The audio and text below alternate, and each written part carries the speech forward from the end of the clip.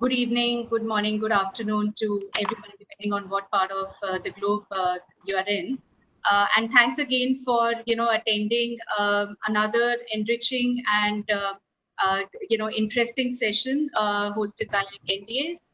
Of course, we have Brian with us today, who is a very well respected and very well experienced corporate and securities lawyer. So we are going to really rely on his experience to to take us through what we're talking about today. So what we are really talking about today is something of interest, and especially, given, the economic activities and given, the global activities which have taken place in the last few months. And, the topic on everyone's mind, the foremost topic is national security. We are not really going to talk about protection of international borders today, but what we are really going to talk about is reviewing foreign direct investment in order to protect national security. And yes, India brought in the Press Note 3 back in April in order to curb opportunistic investments by neighboring countries, including China, which also includes Hong Kong. We are also seeing, India take a call on, the limit of FPI investments, specifically for investments coming in from China. But the focus of our discussion today is really the Committee on Foreign Investment in the United States, which is called the CFIUS. And the role of this committee in reviewing transactions which are made in the US and which could actually have an impact on M&A transactions where India is involved, and it could also have an impact on private equity and venture capital funds which are being set up in the US, and indirectly they could have an impact on Indian investors investing in such funds. I'm not really going to go into a lot of detail on this, but just to set the context, CFIUS is an interagency body which has been appointed by the President of the United States.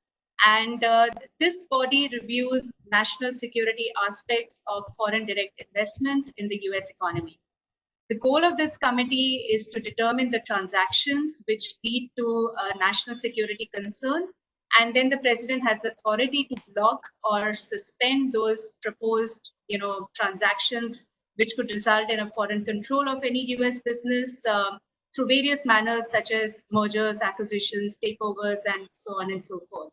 Interestingly, this committee was actually set up by President Ford in 1975, and 43 years later in 2018, we saw the enactment of what is called the FIRMA, or the Foreign Investment Risk Review Modernization Act of 2018, which was actually motivated because of concerns over Chinese and other foreign investments in US companies with advanced technology, and specifically data companies, which could have an impact on the national security of the United States.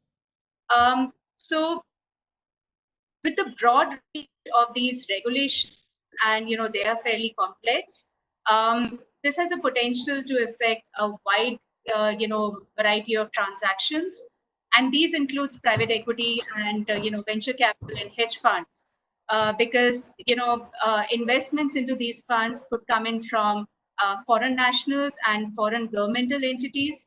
And so therefore what's really important today is to understand the scope and ambit of the CFIUS and the FIRMA, and to really see, what type of a review is required for structures, where the regulations do come in play, and what impact they could more importantly have on transaction structures. So I'm not really going to spend a lot of time talking about this when we have an expert, sitting right, right with us. And Brian, I'm going to, just hand this over to you, and please do tell us, what is CFIUS all about? Is US investment now really complicated? And what do our clients, which are running private equity and venture capital funds, what do they really need to do about it? Over to you, Brian. Thank you, Parul. As you mentioned, CFIUS is a relatively recent complication for cross-border transactions. It has been around, as you mentioned, for decades, but it was a rather kind of sleepy body within the US government, and really didn't have much attention paid to it.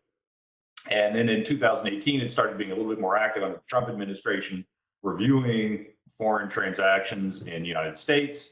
And in 2018, towards the end of 2018, FIRMA, or the Foreign Investment Risk Review Management Act, was enacted, that set forth the statutory framework, but more importantly, gave rulemaking authority to CFIUS to enact rules to address foreign investments in the United States. Now, historically, CFIUS has been mostly concerned with M&A transactions and was not really, didn't really look at VC and private equity investments in US companies. But in 2019, under the new FIRMA rules, CFIUS put forth what's called a pilot program, or proposed rules that do include private equity and venture capital transactions. And it's given rise to a much closer scrutiny of those types of transactions in the United States. Now, we are still awaiting final rules from CFIUS that we expected to come in the spring of 2020, but given the virus situation, those rules have been delayed. We do expect them in a matter of weeks or perhaps a month. So we do expect new rules to come out at any time, but I think we have a pretty good sense for what those rules are going to look like. And perhaps more importantly, CFIUS has hired many, many more analysts and has substantially stepped up its enforcement solutions. Given that, we have seen, within Wilson Sonsini, a lot of focus, both when you're doing transactions with foreign investors involved, the need to assess CFIUS risks, and equally important when you are setting up and managing venture capital or private equity funds, structuring the funds so that they can be in the best possible position to avoid CFIUS risks. So I'm going to talk a little bit about CFIUS, the proposed rules, strategies for investing under the proposed rules, and structuring funds to address CFIUS risks. We're going to try to keep it pretty brief, given our limited time and the desire to have questions from the audience. So as we mentioned, CFIUS, the Foreign Investment Risk Review Management Act of 2018, broadens CFIUS's authority, gives enforcement capability and rulemaking capability. CFIUS covers transactions from foreign persons who are acquiring control over US business, right? With respect to what these items mean, right? Foreign person is not very well defined so far. Control is perhaps better defined, and it means either having 10% plus equity investment in the company, a board seat, a veto right, or other decisions that could affect decision-making or possible control. And a US business is anything that's engaged in commerce in the US. So again, very broad, right? Now, in the prior to FIRMA, all filings had been voluntary, but if you did not file and CFIUS found that you were in violation of the US national interest, they could require that the investment be disgorged. When FIRMA came into being, it expanded the jurisdiction of CFIUS to include other types of transactions, but perhaps most importantly, it altered the ability of CFIUS to require mandatory filings also. And it also emphasized that US entities with foreign investors, including US funds, could be considered foreign persons for FIRMA purposes. So in November of 2018, CFIUS put out proposed rules. It's called the pilot program. And under the pilot program, there's a 4-part test for determining whether or not investments need CFIUS review. First is the investor foreign, right? As I said, there is a degree to which the definition of a foreign investor is still undefined, but certainly any private equity or venture capital fund investor with a general partner or individuals within the general partner that are foreign would be considered a foreign investor. And if you have investors in the fund, limited partners in the jargon of the industry, that is substantial or has control rights with respect to the fund can also be considered a foreign investor. Second is the investment of the type that is under control by CFIUS. And again, this goes back to the idea of control. So whether or not you're acquiring 10% or more of the company, a board right, an observer right, veto rights over company management. And what was added by Furman was access to non-public information either on critical technologies or decision-making over the disposition of technologies, right? Very clearly, this is aimed at foreign investors that are seeking to acquire US technologies by making investments in US companies. Also included in this is foreign investors that are getting access to data on US persons. So if you're a social media service and are getting information on a large number of US account holders, that could be the type of investment that is within CFIUS jurisdictions. Third, this only affects companies in certain critical technology industries. Having said that, right, in our practice, Wilson Sonsini, we are a technology-focused law firm. It essentially covers all of the companies that are within our practice. And fourth is does the target have, in the particular industry, right? So there's both a technology and an industry prong there. The proposals are not yet binding. We did expect the rules to be published in the beginning of 2020, but that has been delayed. We do expect them to come out anytime now. There are some issues that are not in the proposed rules. For example, the precise definition of which technologies and industries will be covered. Also, we are expecting more clarity on what constitutes a foreign person. But as we've mentioned, right, the proposals do broaden CFIUS's authority and give it additional enforcement authority. Here's some discussion of what are the critical industries. I'm going to skip those. Perhaps most importantly is the pilot program does require mandatory filings for some industries and technologies, right? If the foreign person has a 25% or greater interest in a US business, or if a foreign government has 49% or greater interest in the foreign investor. Right.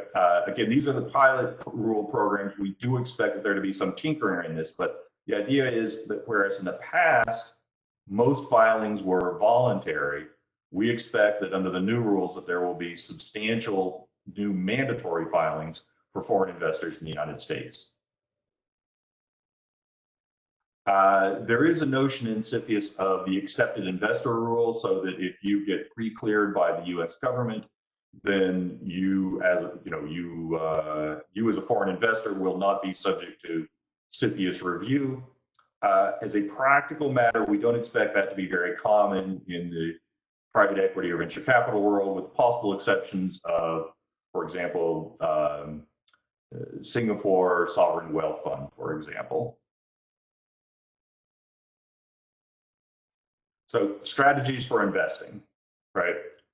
So failure to make the mandatory filing may suggest. Brian, sorry for interruption, but do you have a presentation which you want to share, or? Oh, I'm sorry, is the presentation not showing? No. My apologies. I've been working through the presentation and I thought it was shared. Can you see it now? Yes. Oh, my apologies. I understand the presentation will be available after the program. So if if you want to see the parts that I skipped earlier, it will be available. But I guess I have it now to share. Thank you, Vaibhav.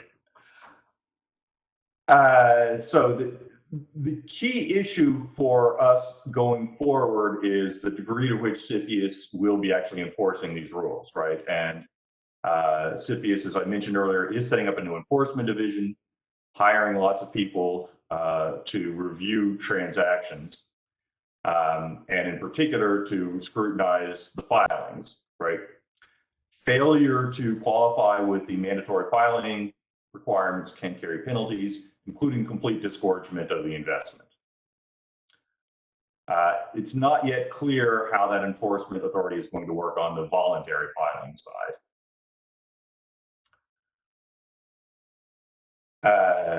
As we mentioned before, the rules are not yet formal, and the CFIUS definition of a foreign investor is very, very broad.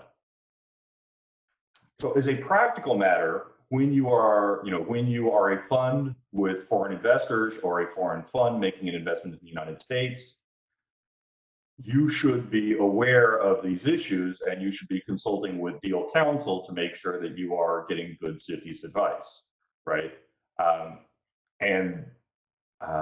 The risk of CFIUS intervention, we believe is has grown substantially in the past few months and is likelier to grow even greater in the, over the next few years. Important to work with deal counsel to make sure that there's plenty of time in the transaction to determine whether or not there's a CFIUS issue and to make a voluntary filing if you would like, if you and foreign local counsel decide that it's appropriate. And there are some strategies for dealing with those. I'd like to turn now to how to structure funds to address CFIUS issues, right? And for me, the key takeaway is it can be, you can over-focus on the current rules. As we've seen, right, CFIUS is evolving very, very rapidly. In less than 2 years, it has gone essentially from nothing to a very major break on foreign transactions, whereas fund agreements and structures last for a long time. And that means it's important when putting a fund together to plan for the trajectory of where CFIUS is going, not the current rules, and use a principles-based approach. The ultimate goal here is to convince portfolio company and deal counsel that the investment by the fund is not going to give rise to CFIUS scrutiny. So if you think about a typical fund structure, right, there's kind of 3 parties of interest, right? There is the fund itself, the general partner of the fund, the passive investors or limited partners in the jargon of the industry. And we want to think about how to deal with each of these 3 types of classes of persons, both from a prevention and a mitigation approach, right? For limited partners, the prevention approach is only admit US limited partners to the fund. Of course, that's very difficult to achieve in the modern environment for cross-border funds, right? So we have a mitigation approach, right? We have decided that it is impossible to be perfectly compliant and only allow US limited partners into the fund. How can we convince deal counsel and CFIUS that the presence of a foreign investor is not a problem from CFIUS perspective, right? First of all, non-US limited partners can agree to be excluded from votes on CFIUS sensitive investments. Non-US limited partners can agree to be excluded from receiving information. And even non-US limited partners may agree to be excluded entirely from CFIUS sensitive investments. The limited partner control voting and information provisions are expressly contemplated in the current pilot program rules. So we think that there's a very good chance that they will be adopted by CFIUS in the final rules. To date, limited partner excuse, i.e. complete exclusion from the investment, has not generally been required, but we do think as a planning matter, it's important to have the flexibility in the fund's partnership agreement. As important as the legal structure is identifying those limited partners that are actually going to give CFIUS concerns, right? While on the face of the rules, all foreign investors are treated the same. As a practical matter, CFIUS gives much greater scrutiny to Chinese and Russian investors, as well as limited partners that are backed by government investors. This can be a problem for funds when you have some limited partners that resist identifying their beneficial ownership, right? You might have a Chinese investor, which is a shell for a Chinese state-owned enterprise.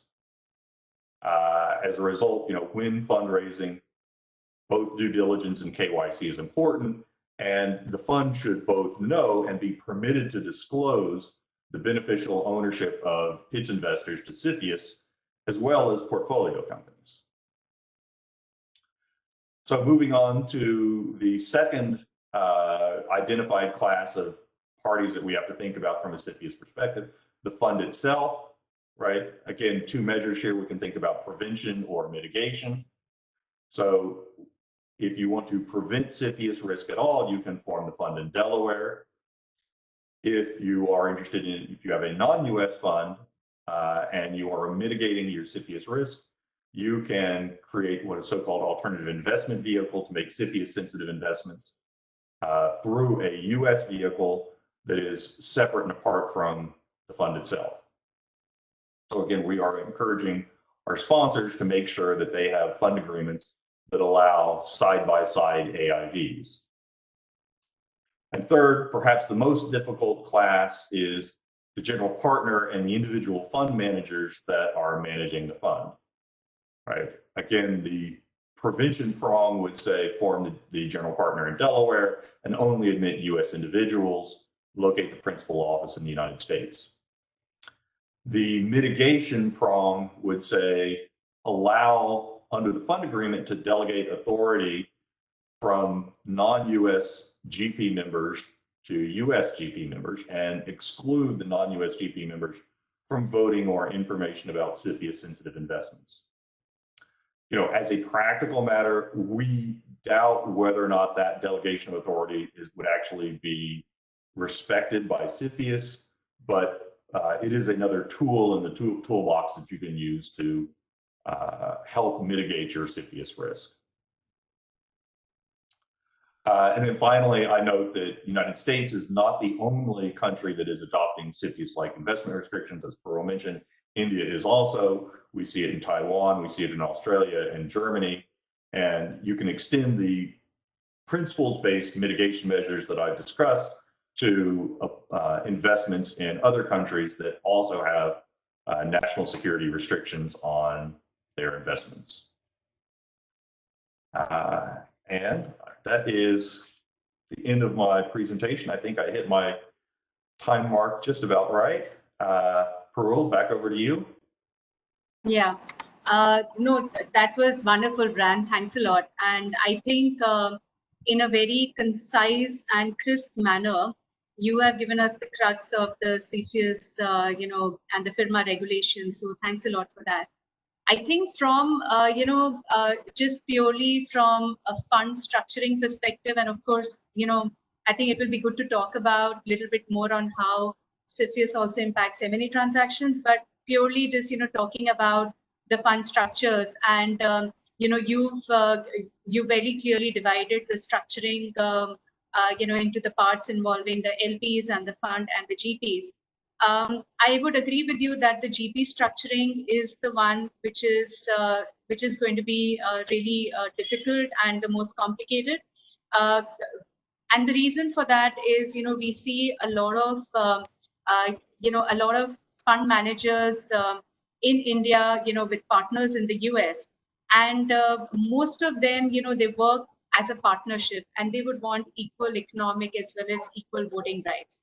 Of course, India has its own currency exchange regulations, and we always, struggle in how to give them, economic ownership and control over a foreign manager entity.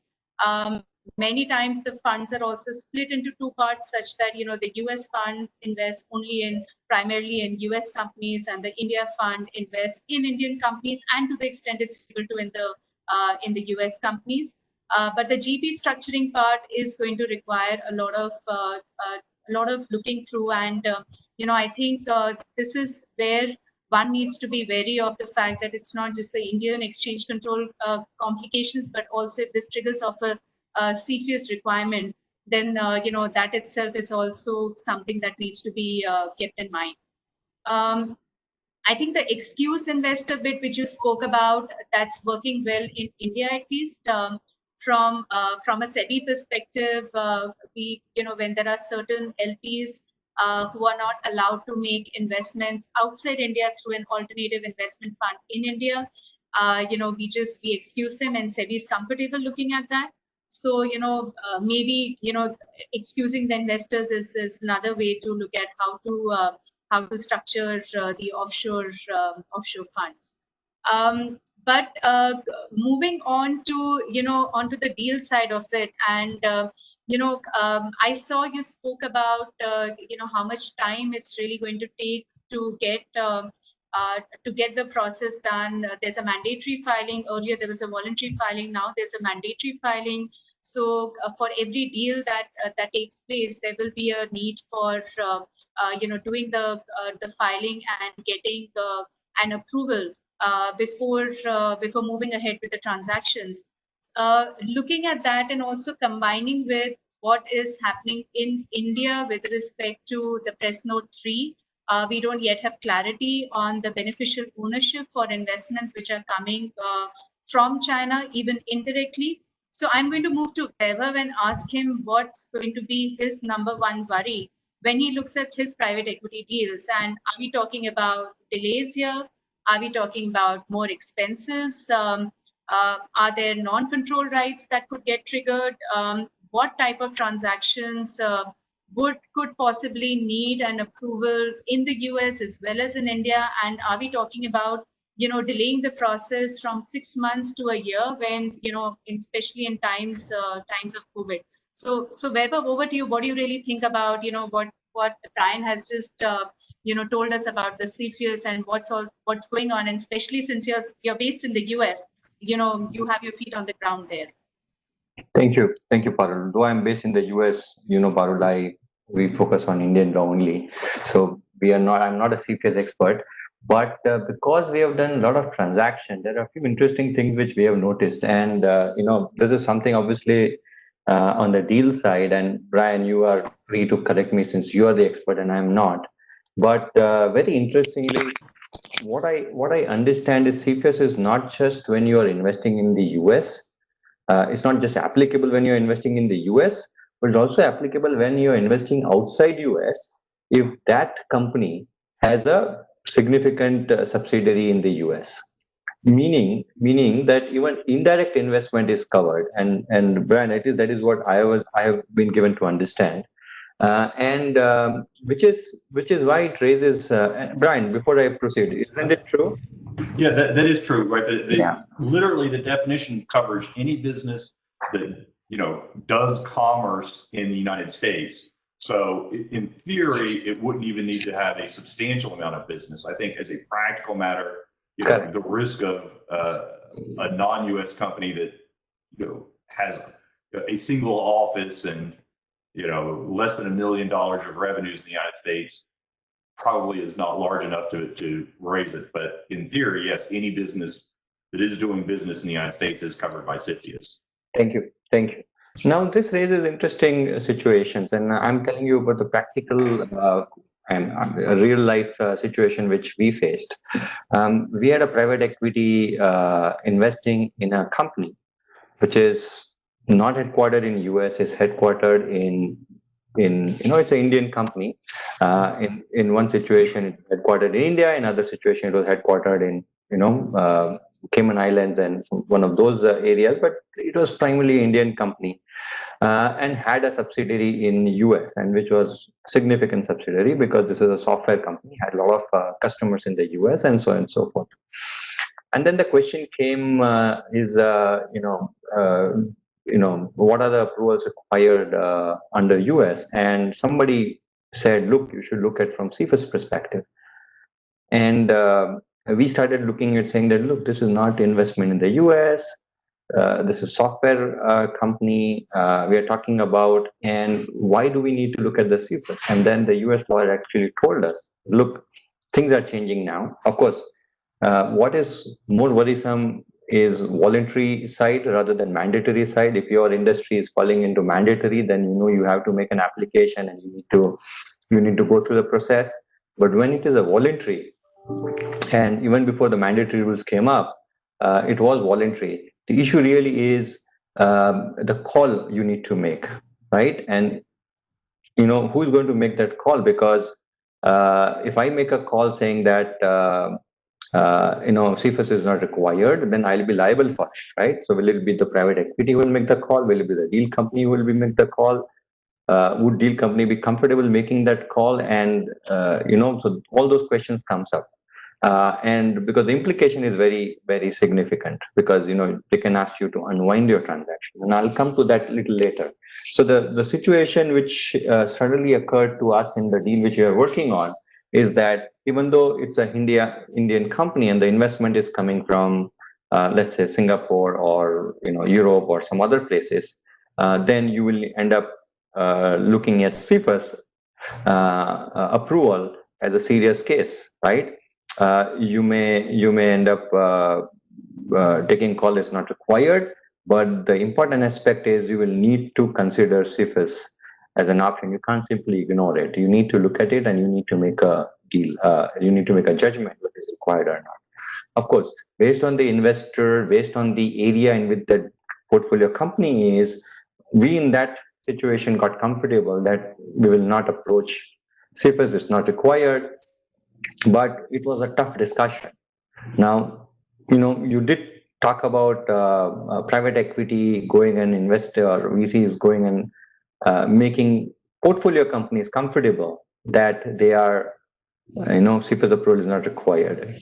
In a lot of situations, it is the deal company which will need to make the private equity, fund to be comfortable that their investment does not require CFIUS, because fundamentally, one, the private equity will put obligation on government regulations on their company. Two, if tomorrow something goes wrong, it is their investment which gets affected, not the company, because company is still operating. Right. And this is a global company. It's not a US company. So, they will keep on operating. They do have substantial business in US, but their investment, the private equity investors' investment will get questioned. So they are more concerned and more worried. And which is why it is a very important aspect to consider when you're looking at this, right? Now, when you start looking at, situations or sectors where this is very relevant or important, I would look at it in terms of Indian company. Now, again, this could be another differentiating factor, because if the US private equity investor, for example, a KKR or somewhat similar, they don't have this CFIUS issue because they are the US investor, and US investors are not required to get into CFIUS, so it is better. But on the other hand, there is a non-US investor which is competing for that particular deal. That may be a question which can come. So there are various aspects of CFIUS which are applicable while looking at the deal, and this is what we have seen in some other deals which we're working on. This was a question, when company was raising money and they were looking at different private equity investors. This was one additional factor which went into in taking a call with private equity investors you need to do. So it kind of works both ways, but this is an important aspect in the deals which we do in India, since this is also applicable. Most of our investment, if you take at least 3 or 4 industry which we see a lot of large deals happening, whether it is software tech industry where a lot of business in the US, whether you pick up pharma life sciences industry where US is a decent large market, or some other industry, right, where you see US being a very important market and very important place where you will have a business with, you will need to consider CFIUS as an option. So absolutely, and if I can echo something that you said, right? I have seen in my own practice investors that were bounced from a deal either by the company or by, bounced out of a syndicate of other investors because of CFIUS concerns, right? And so this is why, whenever I'm thinking about CFIUS issues, by the time that you are competing for a deal, it's too late to structure your fund, right? And so it's important to kind of do the planning beforehand and make sure that you have the excuse provisions or the information blockage provisions, as well as know with a great deal of certainty about who the fund's investors are, well ahead of the time when you're actually competing for the deal. Because by the time the deal is on your plate, it's too late to go back and put those provisions into place for the fund. That is true. That I completely agree with you. But in some situation, you can't even structure it, because you are a sovereign wealth fund, and a lot of investments in India are coming by sovereign wealth funds. Or if sovereign wealth fund is an investor, then no matter how you structure it, if it's not a US investor, you are going to have this question, right? But well, let me disagree slightly, right? Because an important part, as you emphasized, right, as a practical matter, an important point in the CFIUS practice is making the decision whether or not the risk is sufficiently high to make a voluntary CFIUS filing, right? And one of the key drivers for that is the presence and size of Chinese investors, Russian investors, and government-backed investors, right? So even if if you have a fund that is, say, dedicated to investing throughout Asia, right? India, Southeast Asia, and China, Japan, and Korea, right? The CFIUS risk, in my view, would be much more acceptable if you were able to exclude, for example, the Chinese state-owned enterprise investors, right? So if you have those provisions in your fund agreement, yes, you may still be foreign for CFIUS purposes, but because you are able to exclude the most objectionable investors, you may still be able to reach a conclusion on this deal under these facts that the risk is sufficiently small that you don't need to do a voluntary. You are actually right. In one situation, it was sovereign wealth fund, but since this was fund from sovereign wealth fund from a country which was acceptable to the US lawyers did get comfortable that maybe we can not go for CFIUS, right? But this is an important aspect because if you go for CFIUS, maybe you may get the approval since this is non-sensitive sector, especially we're looking at software or technology industry, which is in software services or similar situation. But the time frame becomes a big hurdle, because nobody is able to tell that, oh, within 60 days you will get the approval, or within 30 days you will get the approval. It becomes problematic. The response we get, okay, if you want to be conservative and go for approval, tell us how many days we need to wait. And they say, at least this is what I have heard. But look, we can't tell you. It could be couple of weeks, few weeks, or it could be few months, or it could be more. So and that's what puts in us deals in situation where it can get stuck. So how do you structure your deal? How do you choose your private equity? A lot of things are important based on the area and sector you are in, and the facts and circumstances. But an important point which I've been making till now is CFIUS is a very important aspect to be considered. Even where investment is not going to the US, it's coming to India, or let's say coming in Singapore headquartered companies, coming in Cayman headquarters companies, as long as there is a significant business in the US. So I think that was the point which I was going to make. And secondly, Parul asked me to also talk about PN3, and let me address, because India doesn't have CFIUS like regulations. The government can look into it, right? But India does have exchange control regulation where any investment which comes in can be scrutinized. Right now, good. This is only with respect to any investment coming in India from outside India. So if obviously it's an Indian investor, this doesn't apply. Now, government has kind of liberalized this foreign investment regime. So most of the investments are now under automatic sector.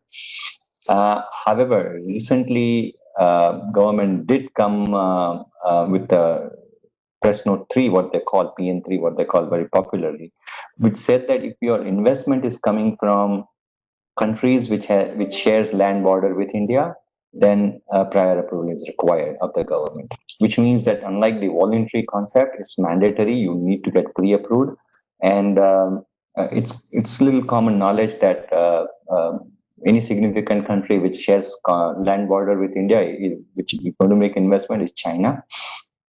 And so it's kind of indirectly, you would say, targeting China. Of course, it may also be applied to other countries like Nepal or Myanmar or Bhutan, but they do not make any significant investments in India. So it's indirectly targeted to China.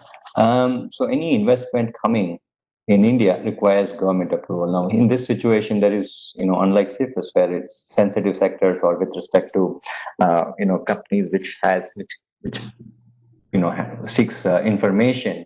This is nothing to do with that, right? It's just pure investment coming from China. It's required to be pre-approved, and government will look at maybe similar factors, but US government will look at it in deciding whether to give approval or not. But it's something which has been made mandatory. The interesting aspect is where you are looking at and again here even it's a single dollar coming in. There's no link of 10% or somewhat no 10% kind of a bright line test which says that only if it is more than 10% you need to come up. So any money coming in India from China requires government approval. Now, the interesting aspect is where money is coming on indirect basis, which is similar thing in CFIUS which we are talking about.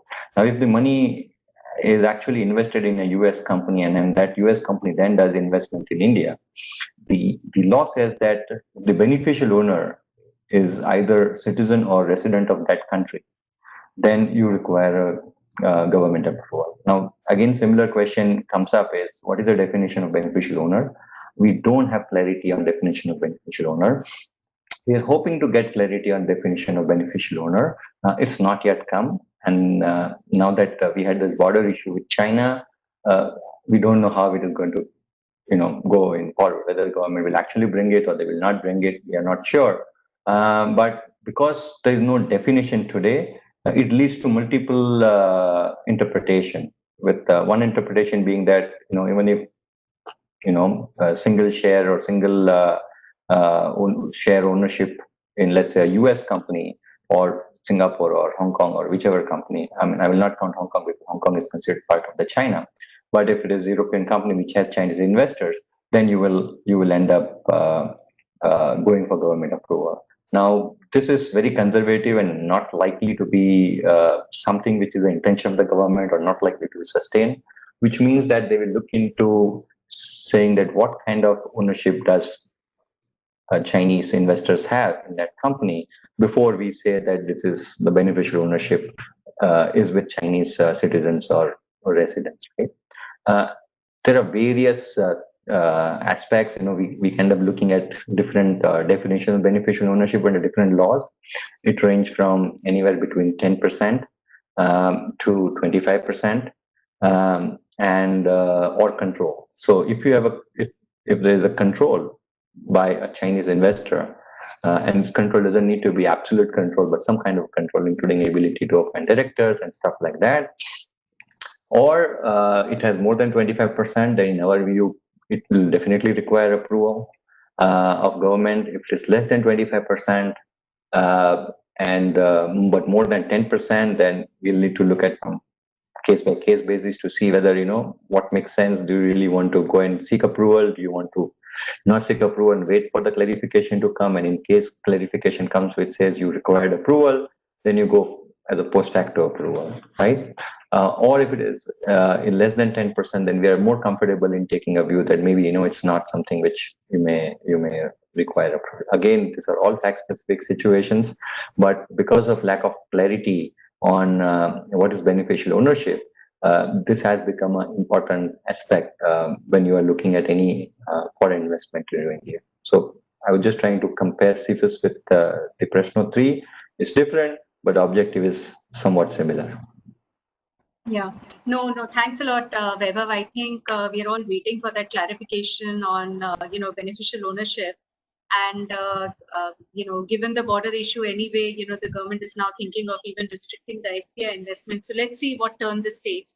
But Brian, just one question for you when we talk about the mandatory filings and, there are certain sensitive sectors, the TID US business, so we call.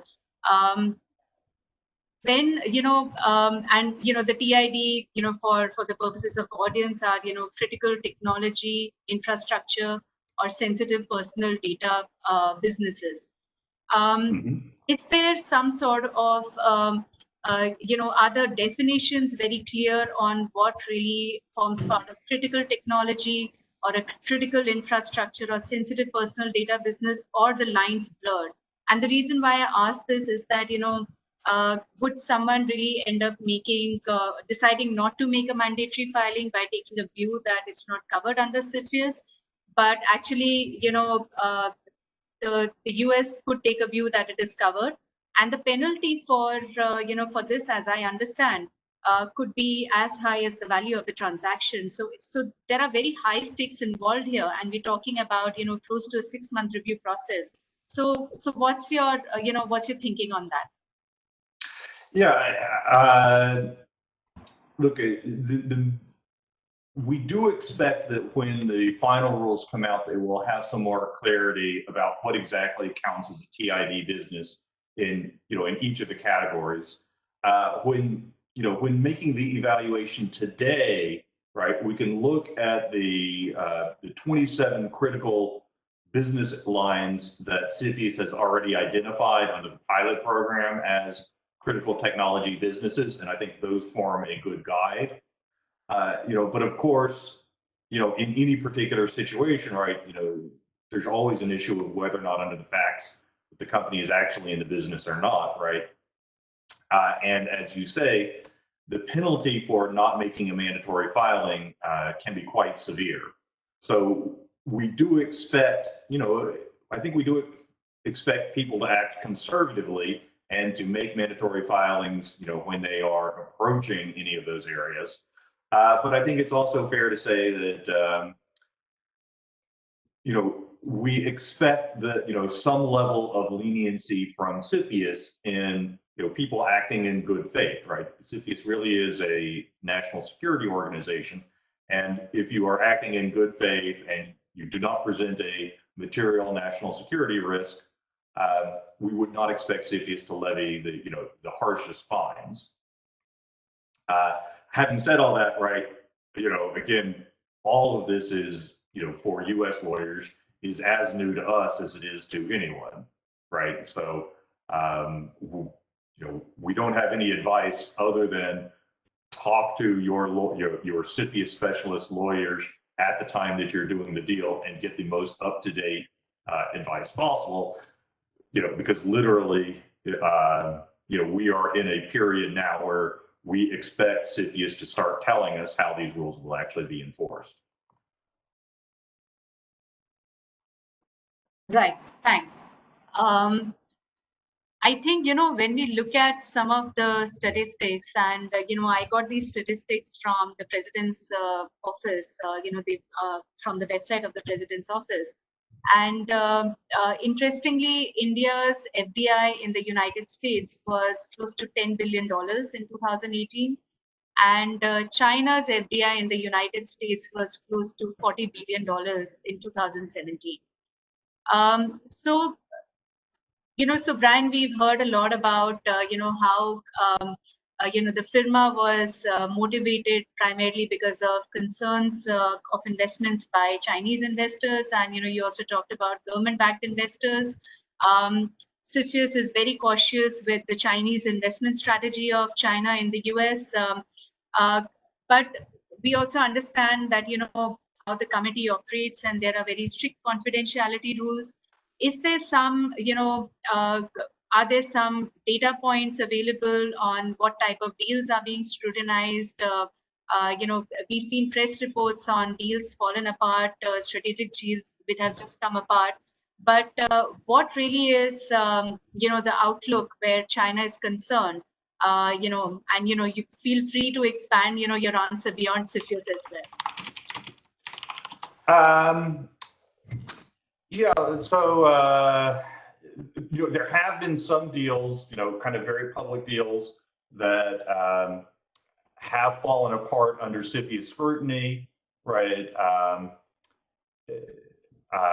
Lattice Semiconductor is perhaps the most famous, right? Motivated again primarily by Chinese state investors seeking to make investments in US technology companies or technology companies with a US presence. More recently, ByteDance has come under scrutiny. Here, the issue was possession of US, sensitive US customer data. I think it's fair to say that, both publicly and what we see, what we see in private practice, but we can't disclose, right? The primary concerns have been Chinese and to a lesser extent Russian investors making investments in the United States, and that's where CFIUS has put the most scrutiny and acted in, the let's say the most stringent manner, right? As lawyers, though, right, we see the impact of this on deals kind of across the board, right? Every deal gets scrutinized, every deal gets thought about, and largely it's a matter of making sure that the decision makers, kind of as Vaibhav indicated, right, it's a matter of making sure that people that are involved in the deal are aware of the risks, right? And that means scrutinizing where the money is coming from, who are the indirect beneficial owners of the deal, and what provisions have been put in place to make sure that any concerns that they have regarding CFIUS are mitigated through isolation from control, information, or even exclusion from the deal. Right.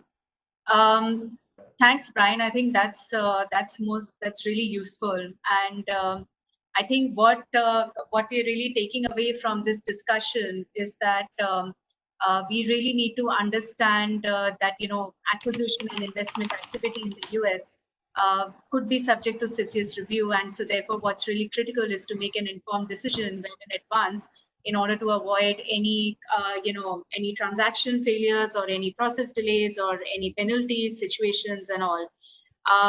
Vaibhav, I'll hand over to you for your closing remarks. I think we're just out of time on this one, and and we can close. But we see Nishith Bhai as well. Probably Nishith Bhai, a few comments from you as Yeah, in fact, I was asking.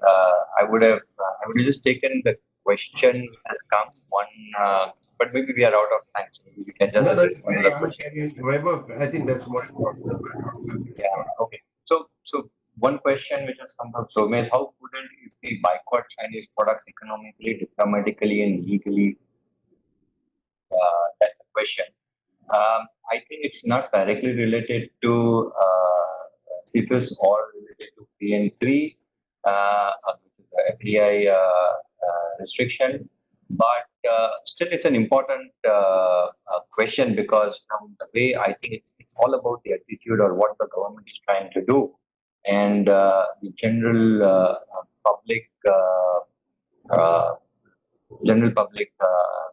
sentiments, which kind of results from that particular question, right? So if you really look at boycott Chinese product, this is something which is there in India, which is there in the US less in terms of product, but more in terms of Chinese manufacturing, and some of those, they are mainly talking about getting the manufacturing back into the US and stuff like that.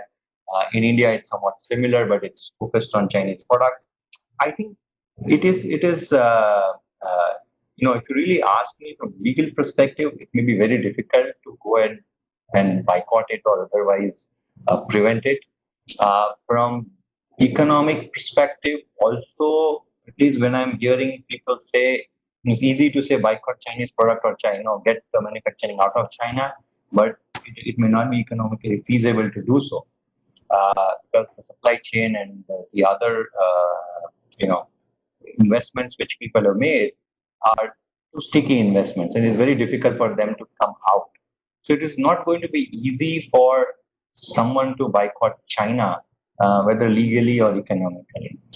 And diplomatically, both countries have to be diplomatic, or all countries have to be diplomatic, though they have to be forward under President Trump's rule, and the Indian government also, which they have kind of identified that they need to stand up against China in some one way or other. But in my mind, it will be very difficult to do any boycott Chinese product concept. That is just my view. Nishith, maybe you may want to add to this, or you may want to do it. And I think same thing. I think it's the same thing that just wondering about what is the overall implication of all that is happening in the world today.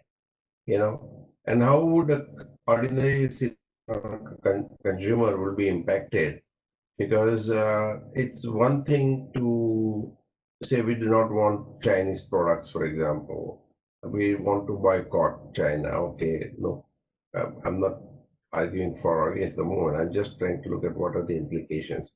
And similarly, we do not want Chinese investment, for example. Okay, no, even supply chain, we don't want supplies from China, and they say supply chain is broken. But at the same time, a significant amount of APIs in pharma industry comes from, I think, from China. I don't know, about 51% or whatever it is. So how do you manage in the middle of all that? Because ultimately, consumer gets more and more trapped into the whole game. And on one side there are political issues, the other side economic. But I think the most difficult part is for a person to get the goods at the possibly the cheapest rate, or at the affordable rate, if I do not want to say. So it's a very catch-22 situation. And so I'm just thinking, what would be the implications on the ordinary person on the street of all this happening? That was my question.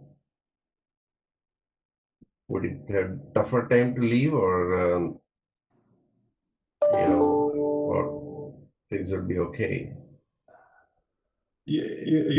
From my perspective, I think this is, it strikes me that at least in the United States, it probably is not going to have, the CFIUS in particular is not going to have a large impact on the ordinary person, because this is about high finance, right? Yeah. And Silicon Valley startup companies, right? Less, things that probably the ordinary person on the street isn't going to notice. Much more important, I think, are the tariffs and trade blockages, right? Where a large proportion, as you said, of pharmaceuticals, manufacturing, for the United States is done in China. Less, this is not really the area where I practice, but I do understand that, a lot of companies are shifting their supply chains outside of China to Taiwan, to India, Southeast Asia. So there are competitors, right? In the long run, will it really affect the U.S. consumer? Not clear to me. Certainly, I think it's a time of stress for everybody that's involved in international transactions, right? I think in a large part we're moving from a world in which it was the United States and Western Europe set the rules for the way that international trade and commerce happened, and now it's increasingly important to accommodate China and India. And China and the United States come from a very different philosophical, legal tradition, and don't necessarily see eye to eye about all of those things. And I think it takes some accommodation on both sides. and I hope we'll get there. I think kind of like you say, right? You know, it seems to me that the civilizations and the commerce are so deeply intertwined that it would be difficult to see a complete rupture, right? And that gives me hope that both sides will figure out a way to kind of make it work together. But we'll see, right? It's yeah, and also murky. other thing I'm also trying to think that if significant migration of manufacturing happens from China to elsewhere, now would that happen by setting up new facilities in the other jurisdiction, or they will try to migrate the existing facility from China? And to physically move from China to non-Chinese jurisdiction, if a lot of activity begins to happen, China can simply put a plug on that. There's nothing can move. If you want to set up new facility, and do it. So whole fresh investment. So again, to an extent it would happen, but I think if it begins to happen in a big way, then China can also, put a stop to the whole thing. So dynamics are very interesting. It's sometimes a little concerning, but I think those dynamics will allow the world to float along, because it will not allow it to happen by dividing the nations, and somewhere they will have to find a solution, and water will find its own level. That's what I feel. So it's a matter of about 6 months, 1 year. Within that, we'll find a lot of answers. If not answers, let us see the results of whatever we are doing, including, for example, Trump has talked about restriction on visas, and within 1 year, one will come to know what is the impact of it. At one point of time, it used to take 10 years to find out the impact. Then became 6 years and 3 years, and now it is about 6 months to 1 year. Immediately you come to know China, I understand, there was some trade restriction that was proposed by the US, but then very soon they had to come back on a negotiating table and sort that out. So I think that this pulls and push in the times of crisis. I think every country wants to protect their own people, the employment, the other thing, but at the same time, they can't live in the isolated world any longer than what we, think. So that itself is a hope in some ways, So, anyway, we have talked a lot. We have crossed our time, and Brian, thank you so much for making it to cCep, and I was there on the whole of the cCep right from a word ago, and but I just was very interested in listening to you, and it was really very, very good talk. Thank you. It was a very good presentation too. Appreciate your coming. Let's do Thank you for the opportunity. Yeah, thank you. Please carry on. Thank you.